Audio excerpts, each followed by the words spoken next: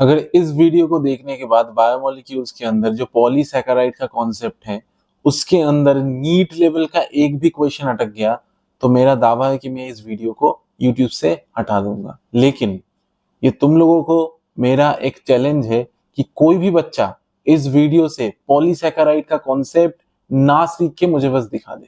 Hello everyone, I am Shugtait here, your personal mentor for NEET and your biology and chemistry mentor for NEET UG and JEE. चलो, polysaccharide आज हम लोग पढ़ेंगे।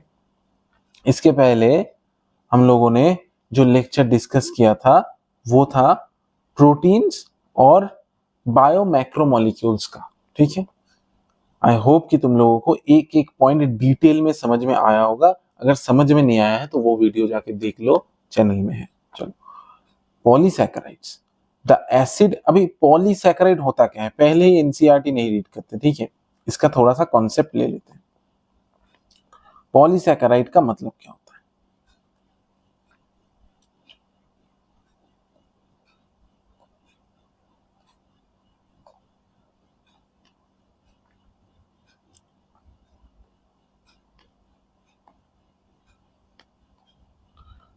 Polysaccharide माने, poly का मतलब क्या होता है? बहुत सारा।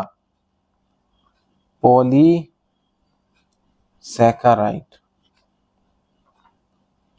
पॉलीसैकेराइड का मतलब क्या होता है? पॉली का मतलब क्या होता है? मेनी। और सैकेराइड का मतलब क्या होता है? Complex sugar.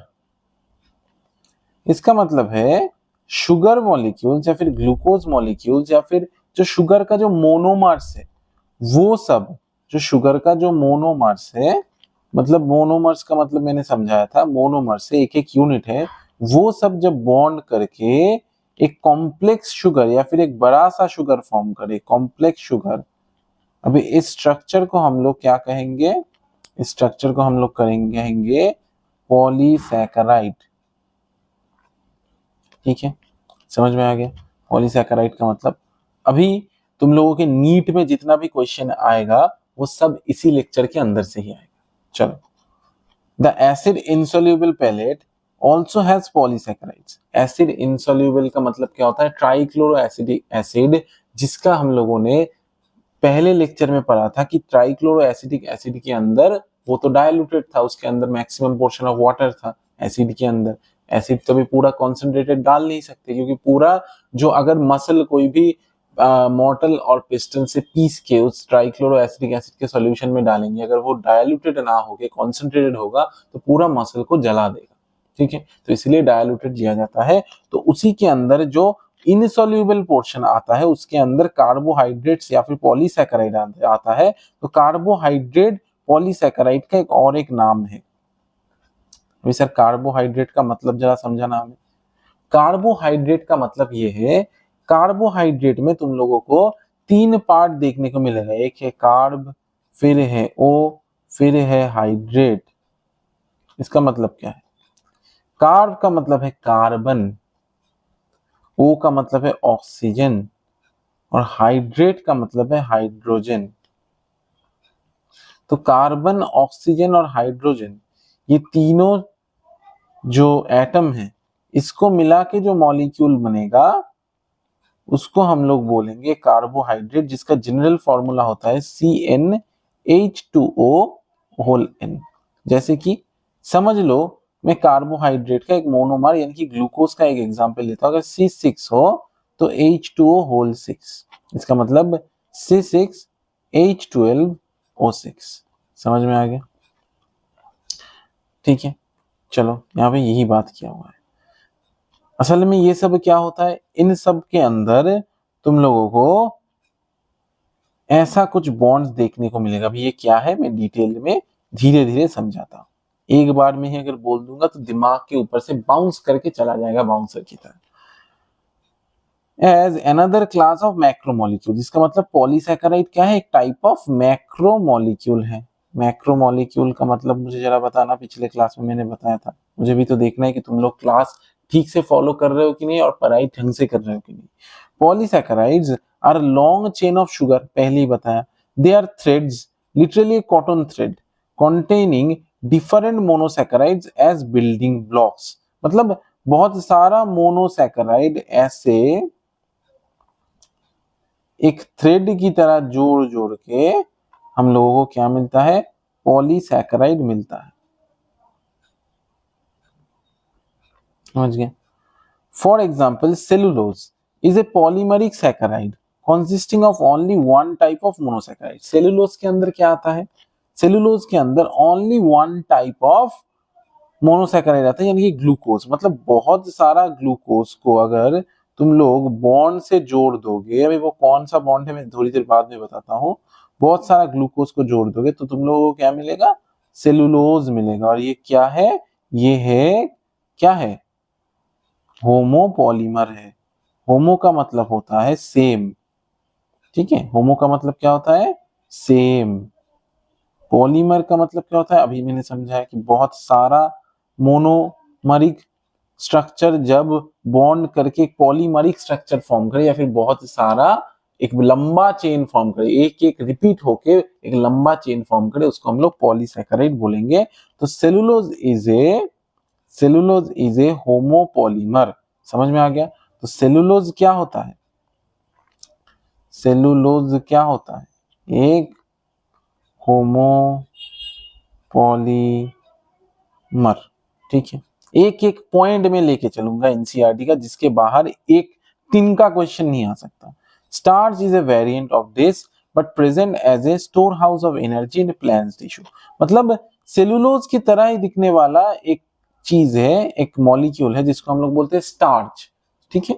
तो वो स्टार्च क्या है, एक वेरिएंट ऑफ सेलुलोज, ठीक है, सेलुलोज का एक वेरिएंट है, present as store house of energy in plant tissue, मतलब ये क्या है, store house of energy, energy का स्टोर हाउस है, एनर्जी स्टोर हाउस, मतलब इसके अंदर बहुत सारा बॉन्ड को अगर तुम लोग तोड़ोगे तो एक एक बॉन्ड से एनर्जी कैसे पाओगे, ये देखो, ये एक हाथ, ये एक हाथ, ये एक मॉलिक्यूल, ये एक मॉलिक्यूल, दोनों ने बॉन्ड कर दिया, तो ये दो हाथ जब आपस में चिपक जाएंगे तो इस चुपके हुए स्ट्रक्चर को मेंटेन करने के लिए हमें थोड़ा सा एनर्जी खर्च करना पड़ रहा है।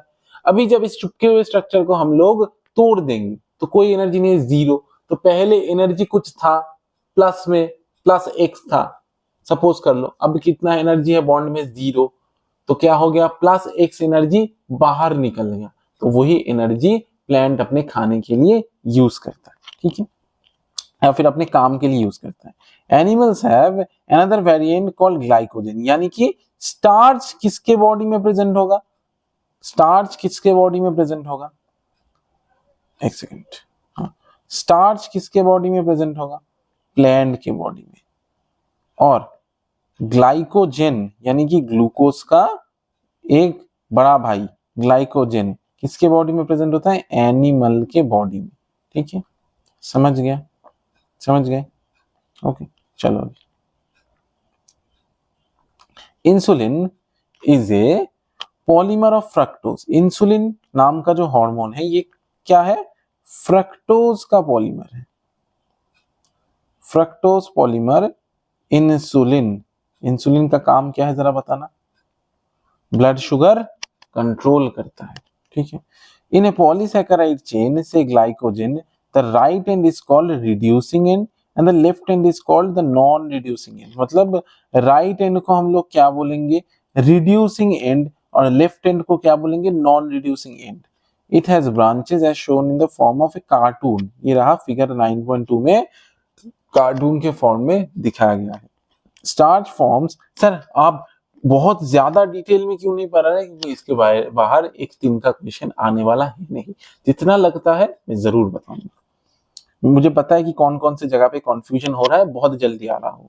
Starch forms helical secondary structures, in fact starch can hold, ये बहुत ज्यादा इंपॉर्टेंट है, starch can hold I2 molecules in the helical portion, मतलब ये जो हेलिक्स फॉर्म हुआ है, एक कॉम्प्लेक्स स्ट्रक्चर, एक जाल फॉर्म हुआ है, इसके अंदर आयोडीन स्टार्च होल्ड कर सकता है, कैन होल्ड आयोडीन, इसीलिए the starch I2 is blue in colour, मतलब अगर आयोडीन दे दो किसी भी कंपाउंड में तो अगर वो स्टार्च होगा तो वो ब्लू कलर शो करेगा, क्योंकि स्टार्च के जाल में आयोडीन फंस के ब्लू कलर देता है। Cellulose does not contain complex helices, hence can not hold I2। Cellulose के अंदर बिकॉज सेलुलोज एक होमोपॉलीमर है तो उसके अंदर I2 नहीं होल्ड हो सकता, ठीक है, इसीलिए उसका कलर ब्लू नहीं मिलेगा तुम लोगों को। अभी इस लाइन को तुम लोगों को याद रखना है कि रिड्यूसिंग एंड कौन सा है, लेफ्ट हैंड, ठीक है, और इन पॉलीसैकेराइड, पॉलीसैकेराइड के अंदर लेफ्ट हैंड रिड्यूसिंग होता है और जो राइट हैंड है वो कैसा है, non reducing and. Left hand कैसा है, नॉन रिड्यूसिंग एंड है और जो राइट हैंड है वो रिड्यूसिंग एंड है। अभी इसका ट्रिक क्या है, इसका ट्रिक क्या है, R for reducing, R for right, okay, और L मतलब लेफ्ट। अभी L को बना दो नॉन रिड्यूसिंग। समझ में आ गया मेरी बात?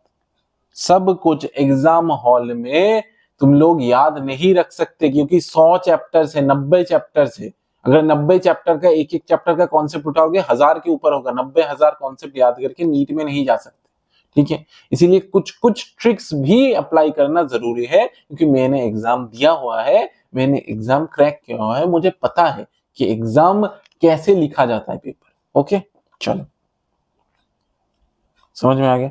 Cellulose can not hold I2। चलो, plant cell walls made up of cellulose. Plant cell walls किससे बनते हैं, सेलुलोज से बनते हैं। Paper made from plant pulp and cotton fiber is cellulose. मतलब पेपर क्या होता है, प्लांट के पल्प से ही तो बनता है, और कॉटन फाइबर क्या होता है, वो भी प्लांट के पल्प है, एक फाइबर है, फाइबरस स्ट्रक्चर है, तो वो क्या है, सेलुलोजी है। There are more complex polysaccharide in nature. मतलब बहुत सारा कॉम्प्लेक्स स्ट्रक्चर होता है नेचर में, वो सब क्या है, polysaccharide. They have building blocks amino sugars. Amino sugar का मतलब क्या है, प्रोटीन का जो छोटा भाई है, मतलब मोनोमर है, एमाइनो एसिड प्लस शुगर, ये है amino sugar. And chemically modified sugar, जिसको हम लोग लैब में प्रिपेयर करते हैं या फिर नेचुरली भी मॉडिफिकेशन होता है, जैसे ग्लूकोज एमीन, इसका मतलब ग्लूकोज एंड एमाइन बॉन्ड, ठीक है। इन एसिटाइल ग्लूकोज एमीन, थोड़ा सा बताना जरा, ये इन एसिटाइल ग्लूकोज एमीन नैग कहाँ देखने को मिलता है, मैंने पढ़ाया था बायोलॉजिकल क्लासिफिकेशन में, नैग, NAG, ठीक है, नैग और नैम याद करो। Exoskeletons of arthropods, for example, have a complex polysaccharide called chitin। यानी कि आर्थ्रोपोड्स के एक्सोस्केलेटन में हम लोग को क्या देखने को मिलेगा, स्केलेटन में क्या देखने को मिलेगा, काइटिन नाम का कॉम्प्लेक्स पॉलीसैकेराइड देखने को मिलेगा। These complex polysaccharides are mostly homopolymers। Complex polysaccharide क्या होता है, mostly homopolymers, mostly homopolymers, complex polysaccharide,